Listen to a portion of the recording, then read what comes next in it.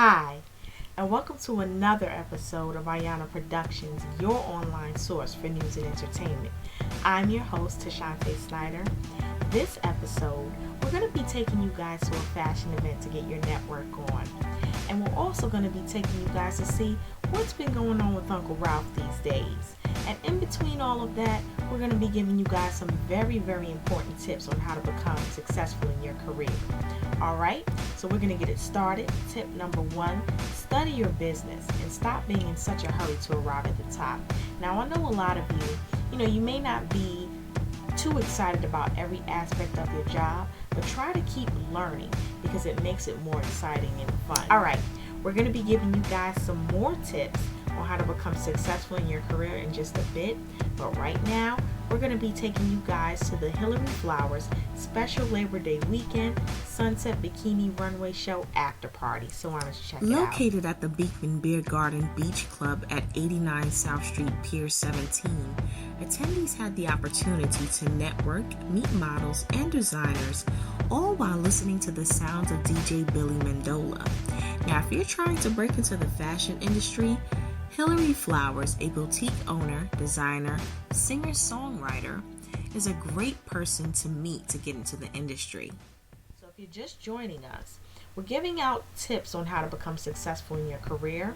Now, tip number 1 was to study your business. Tip number 2 is to ask for what you want. Express your goals, aspirations, and priorities to upper management. Don't just assume that they'll know. Alright, now we're going to be giving out the last and most important career tip when we return, so don't go anywhere. Right now, we're going to go see what's been going on with Uncle Ralph, so why don't you check it out. Hi, I'm Shee Snyder of Ayana Productions here with Ralph McDaniels of Video Music Box, my brother. How are you? Okay. With me down. I'm getting my coffee. Everybody who knows me knows I drink way too much coffee. Oh, okay. So, pardon me, That's right. Get your coffee. I don't mind.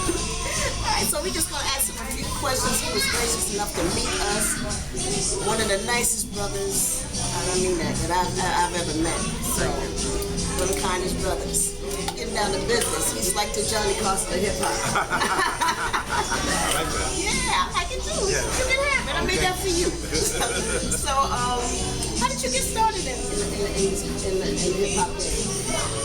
I started on TV. I started in 1983, but prior to that, I used to DJ out in the park. We used to do it back in the days in the park. Remember? Right. I was there. And we would plug into the lampposts and bring our speakers out and play music. And this is before hip hop, really. We was playing, stuff like Brass Construction and BT Express and Don't make me tell my age. we was playing those type of records, dance. I would call it, danceable soul music. Yes. And then when hip hop came around, it really became popular to get, the equipment out there. And guys started buying a lot of equipment. I didn't have the money to buy equipment. I was going to school, so I kind of faded out of that. And went to school for TV and film. And graduated and got a job working at this TV station called WNYC. And that's how I started Video Music Box here. Wow. And that was in 1983. You've been in the game for like almost 30 years. Coming up on 30 years. Wow. Yeah. 2013 will be 30 years, which is pretty incredible. That's extremely incredible. Are you going to do anything for your 30th? Yeah, we're going to be doing a show, a couple of shows, probably Prospect Park in Brooklyn, Central Park in New York City. For the 25th anniversary, we did Central Park. Okay. And it was sold out. They never had that many acts on stage, and they never had that many people. Wow. Which I found hard to believe. I'm like, yes, you. Can you pick me up for the 30th? I'll come. no problem. I'll come. But that's how we started. And basically, Video Music Box was an opportunity for us to showcase music as well as inform young people about what was going on. Same interesting things that exist right now. We have a lot of shootings going on in our community. We have teen pregnancy going on in our community. We have all types of domestic violence going on in our community. So all of these issues we would touch on, but we use the music to kind of like ease it in, instead of somebody feeling like they're getting preached to, And that's how we did it, and we still do it to this day. And I think it's important just to show in 2013 is to show young people, that we have to be responsible, with what we do, because young kids look at everything that we're doing out here and what we say and how we act and all of these other things. So, entertainment is entertainment. You gotta know there's a line between reality and entertainment. I think reality shows have made everything all entertainment, so it's not really real. Has nothing to do with reality. Exactly, yeah. So that was the beginnings. We've done a lot of stuff over the years. Seen a lot of things over 30 years. Before we was on camera, we were talking about Luther Vandross, and I remember doing an interview with Luther, and that was like a big deal. Wow, yeah. And he was cool, he was cool, and just recently I was talking to a friend of mine who works with Jaheim, and I was saying, I would love to see Jaheim do all Luther songs on stage, because he was compared to Luther when he first came out. That'd be nice. And so we try to put together concepts and things like that, so that's what's. I was going to ask you how did you keep this longevity going, but in listening to you, passion, love, wow.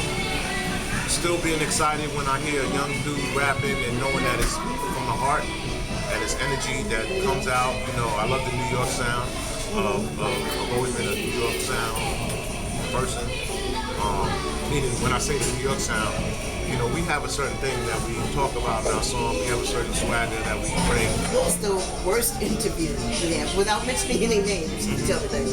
But what's the worst interview you had where you was like, since these cameras off, it's gonna be me and you, I never had an interview like that where, it's gonna be me and you. I've had interviews where I felt like the person that I was interviewing wasn't being helpful to the like, and when I say that, like, the person might give like one word answer. Know that Ralph wasn't feeling that, right?